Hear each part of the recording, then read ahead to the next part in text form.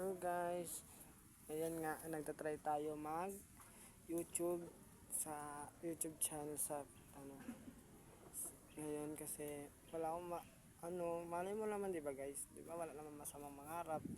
Malay ko ba kung papalarin o kung hindi man palarin sumikat, ay ano magawa natin, yun ang takbo ng buhay, di ba guys?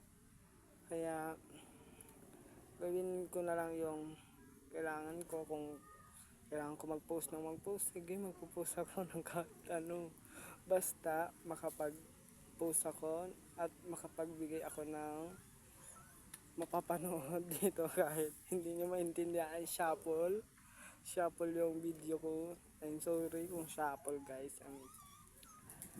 At hindi ko ikakahiya yun kasi magulo talaga ako. at at minsan ang video ko simba, minsan ang evangelistic concert, ay minsan hindi talaga nakakapagsimba kasi minsan busy talaga lalo na kapag nagko-content.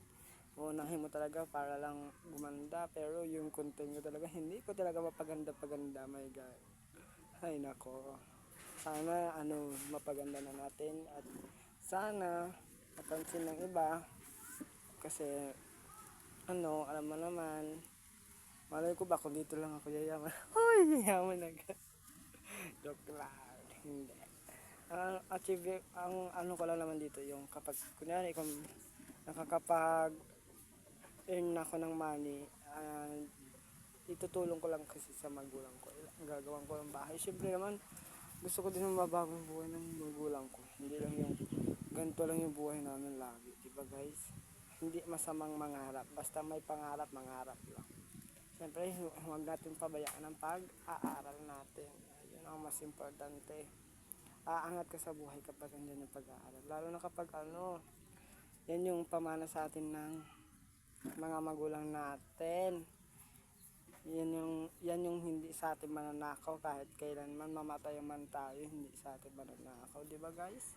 Kaya sana support niyo ako guys. And yun lang naman ang gusto ko din, sana ma-support niyo kagaya ng ibang vloggers dyan.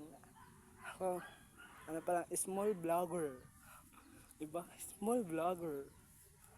At gusto ko maging ganun kay Miss Ivana Alawi. Hoy, Ivana Alawi yan.